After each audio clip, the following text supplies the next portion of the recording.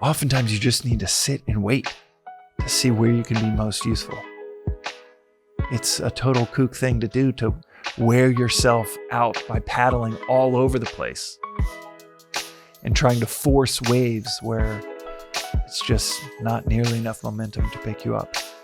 All right, we back, baby. We back with another reflection on the Daily Vedantic, that TDV, the Daily Vedantic, and a conversation that has come up a few different times in the aftermath of the LA fires, and so many in our community losing their homes, and so many of us that were, it's like I said in a previous episode, it's like 97% of our community lost their homes. We're one of about 3 families in our at our daughter's school that don't live in the Palisades. The school's in the Palisades, but we live in Santa Monica, right next to it.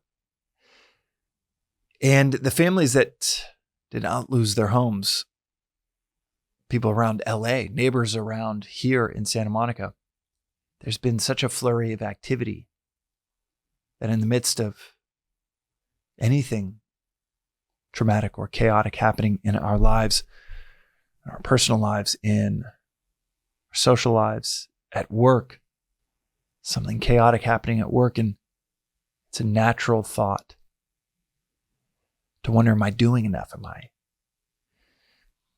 I being active enough? Other people around you might jump right into action.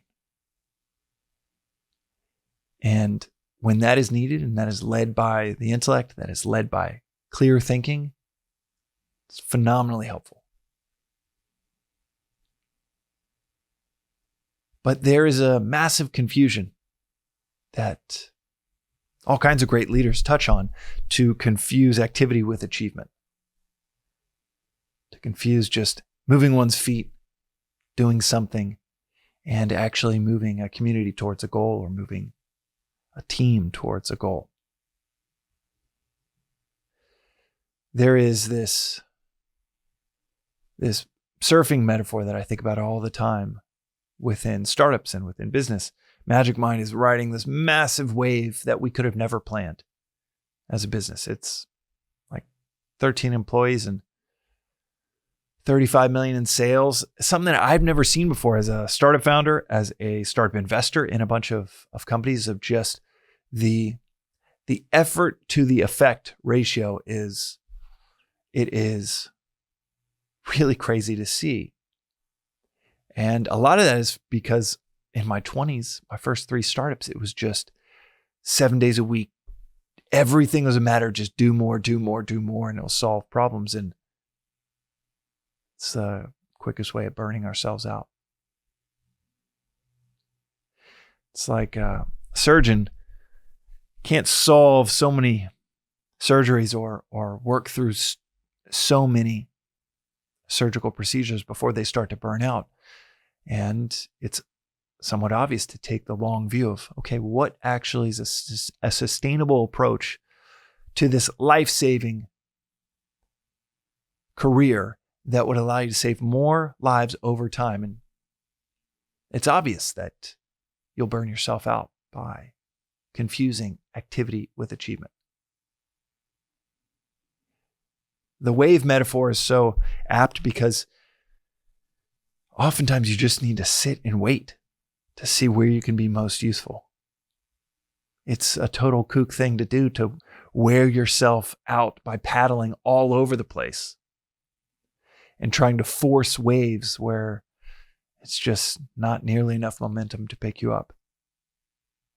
And then the good set comes, and the best wave of the set, called a set wave, comes, and you're exhausted, and someone that's been more or less motionless 1, 2, 3 paddles and rides 200 yards. When in a crisis, and it could be a small one at work, it could be tantrums with kids at home, action is nearly always necessary. But the goal is achievement, not just activity, not action for action's sake, not running around and accidentally going 10 steps backwards instead of 10 steps forwards. Not paddling around and feeling like, yeah, I'm doing what I should be doing because I'm moving so much and exhausting yourself. This all comes back to who's in control, the mind or the intellect, are two inner equipments that this philosophy talks about, prioritizes, outlines the intellect over the mind. That is wisdom. The intellect in the driver's seat, clearly seeing, what should I do in this situation? And maybe it might actually be nothing. Because it certainly isn't always doing something in every waking moment. Or worse, always doing something till 3 a.m. every night. Just activity, activity, activity. Burning yourself out, and then 10 days later, something catastrophic, something meaningful comes across your desk and you're too bleary-eyed, too stressed, too overwhelmed to be able to act on that with clarity. There are so many people that just jumped into so much activity without clarity. So many people started clothing drives. And even though it was clear when you would research what do the firefighters need and what do the families need, and it was not more clothing drives, that within 5 or 6 days, that avenue of generosity was way over capacity. There's too much stuff being given. And yet people would start the clothing drive and they'd have homes filled with boxes of clothes that they could not give away. We would hear from friends in different cities around the country, hey, I started a clothing drive for the families affected, and I know your house is okay. Can we send it to you? And by the 7th or 8th one, we're like, I think you got to keep it or give it to a local Goodwill in Nashville, because we're being told that there's way too much on the clothing front. Don't get me wrong. This philosophy, 97% of the philosophy is action, action, action. And brings us to a dynamic state that we would have never gotten to without constant reflection on going into discomfort, going into action when sometimes comfort or the mind would rather have constantly has a preference for inaction or just chilling, putting the feet up on the couch. And this philosophy is just so clear to push us towards action, action, action. But action with clarity, that's achievement.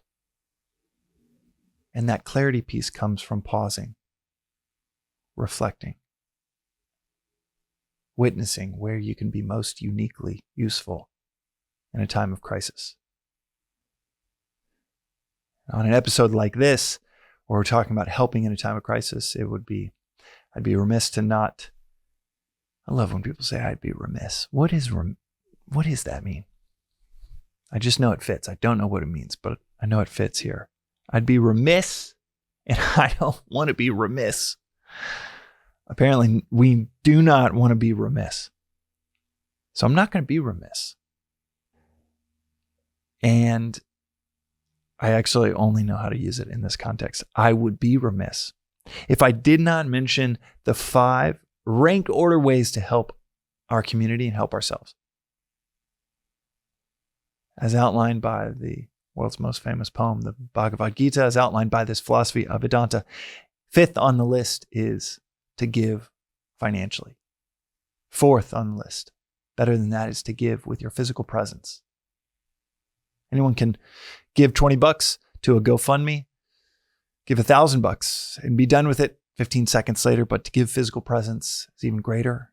It's a communication that you're there with that person. To give emotional presence, not just to physically check the box of being there with them. But 3rd on the list is emotional presence, seeing where they are and being there with them. they're going through tragedy, emotionally get to that level and let them know that you're not just there physically, but you're there emotionally. Second on the list, even better than that emotional presence, is to give wisdom, provide insight or clarity where they might really need it. But first on the list, above all of those, according to the timeless 6,000-year-old philosophy of Vedanta, and it is worth reinforcing over and over again because it's so counter. It's so intuitive, and yet it's so counter to what we are told culturally and how we can best help those around us. The most important work that we do for others is the work that we do on ourselves. That surgeon doing the work on herself 15 years before that life-saving, critical surgery that's happening in the emergency room, that investment in herself for 15 years, some of the best work that she could possibly be doing for the community around her. The truth is, we will all find ourselves in the midst of personal, emotional, familial emergencies. We're doing that work on ourselves through reflection, through an episode like this, reflection each morning, reading Vedanta treatise, reading St. Augustine, reading Socrates, reading Gospel of John. It could be completely up to you, but that morning study, reflection, and investment in yourself, it's the most important work we do for others. That is today's reflection on the Daily Vedantic. And that is a reflection on the distinction between activity and achievement. We'll see you next time.